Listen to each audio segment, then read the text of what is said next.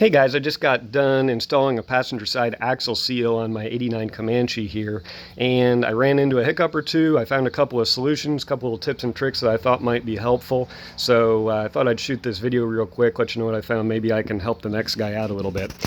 First thing to know, of course, is that on these late '80s, early '90s Comanches and Cherokees, on the passenger side, your axle seal is not in the differential. Normally, your axle seals are just on the left and right side of your differential housing there, but these trucks have a center axle disconnect, so that is where your passenger side seal is located. If you go under the passenger side of the truck, you'll have this disconnect. You can see I've got mine opened up here. So there's just 4 little bolts that hold that on there. It's a vacuum actuated shift fork basically that locks and unlocks that axle in the center. And so that's where your seal is. It's up and right up in there. You can see a little bit of the red of that new seal that I've got in there. So I'm not sure if you could do this without opening up the differential or not. I've got mine open because I'm in the process of doing a locker right now. And I think that might have helped a little bit because I think I was able to push my my center axle over toward the differential a little bit. I've got my spider gears out and I was able to push that over. And I think that might have gained me a little bit of clearance. Maybe you could do this job without that. I'm not sure. But basically, I can't take full credit for this entire process because I read the basic idea on a forum post, so thanks to whoever that guy was. But the idea is basically you've got a piece of 1/2-inch all thread. They sell it in a 36-inch stick at Lowe's, and that's what I've got here. And you're essentially just going to use that to sort of squeeze everything together and pull that new axle seal in. So the first thing was I spent a fair amount of time at Lowe's yesterday trying to find all the little hardware you would need to make this job happen. So what you will find is that a regular 1/2-inch fender washer has a 2-inch diameter, and that will not quite catch the outside of your seal. As a matter of fact, it fits just inside of the lip on your seal. So that is convenient in some ways, but it won't do the whole job. So I bought a thin fender washer, and I bought a couple of few of these thicker fender washers. And then what I was looking for is what can I find that's the right diameter to just barely hit the outside of the metal part of your seal, right? Because that's what you need to push on. And the closest thing I found was in the electrical section. In the metal conduit area, I found this reducing washer, and you can see that in electrical terminology, it's 1 1/4 to 1 inch. That doesn't actually have anything to do with the actual size of it, though. It's actually just a little over 2 inches on the outside. So if you put that up against your seal, you can kind of see it's just a hair bigger than your seal, which is good, but it is just a little too big to pull all the way into your axle housing, which is where I ran into a little bit of trouble. So the reason I say that is basically I had my new seal in there, and I used one of these fender washers on the inside of the lip to help keep my all thread centered, right? Keeping everything centered is one of the main challenges of this job. It's going to help a lot to get everything in there square if you can keep everything centered. So that helps some to put that fender washer on the inside. And then I put that reducing washer on the outside to catch the lip. And then I used one of these thicker fender washers outside of that to give us some rigidity and also to help center us up, right? And then so I slid that all over my all thread, and then I put a nut on the outside here, right, to get it all tightened up. I actually had a nut on both sides of this inside there, just so I could sort of sandwich it all together and try to keep everything sort of locked together where I wasn't having to constantly try to fiddle with it as I was tightening it down.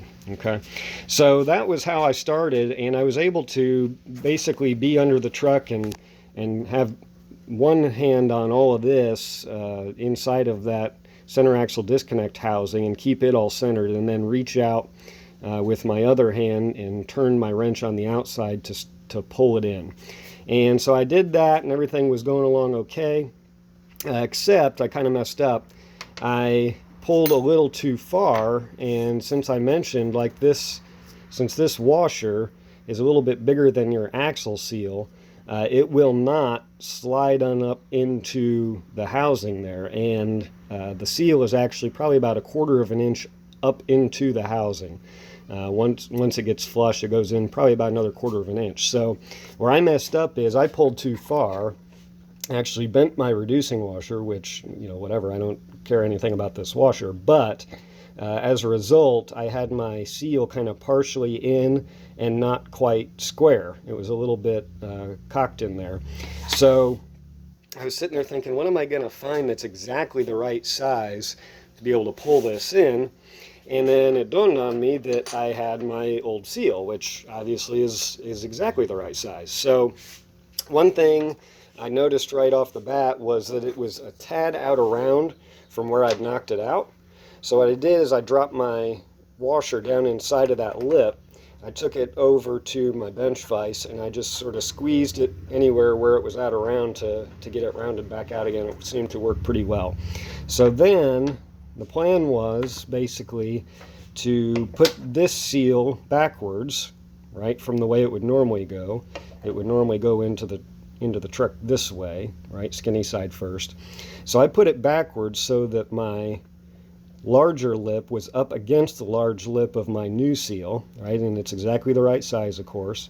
And then there's a little step down in this seal, so that allows for one of your fender washers to go and catch that and give you gives you good purchase on there to be able to pull it in. So what I did then is I put my thin fender washer on the inside of that, again, kind of keep everything centered. I slid that up against the new seal that was partially installed, right? I took one of my thicker, heavier duty fender washers and put it up against that smaller lip. And then I put my nut on the inside. I did find that nut that you put on the inside here, on your all thread that's sticking through here, it helped to put a set of vice grips on that. Otherwise, the whole thing, of course, just wants to spin. So if you put a set of vice grips on that, it catches on the edge of your, of your axle housing. It keeps everything from spinning. And so with that all in there, I was able to turn it in pretty nice and smooth and get it straightened out. And it looks like it's going to be a pretty decent installation and hopefully hold for us. The one other thing that little tip or trick that I found, the forum post that I read, he was just using just like a block of 2x4 here with a 1/2 inch hole drilled in it on the outside of this knuckle to have something to press on, right? And that's basically what I did here, but like I've mentioned a couple of times, one of the big challenges and keys to success with this job is keeping everything centered. So I'm doing this job alone. I didn't have anybody to be out here on the outside of the truck trying to keep this centered for me. So what I did is I measured from the floor up to the center of my knuckle, or the center of my axle housing, and I used a longer piece of wood here. I measured up that exact same distance and I drilled my hole right there. So that way I could set this block of wood up there, set it on the floor. You can see then I clamped it in place. And now my all thread has something on the outside that's holding that side perfectly centered at least. So that allowed me then to focus on keeping everything centered on the inside. And then, like I said, I was able to just reach around here and turn my outside nut to pull it in. So that was kind of my process today. It wasn't too bad of a job. I hope these little tips and tricks make it a little smoother for you than it was for me even. Hopefully we've solved our leak. I knew I needed a new axle seal because I was getting a little bit of gear oil dripping in this area right here. There isn't a seal on the outside of these. It's all done on the inside, so that's how I knew that was bad. So hopefully we've solved that issue. All right, hope this helps somebody out. You guys have a good one,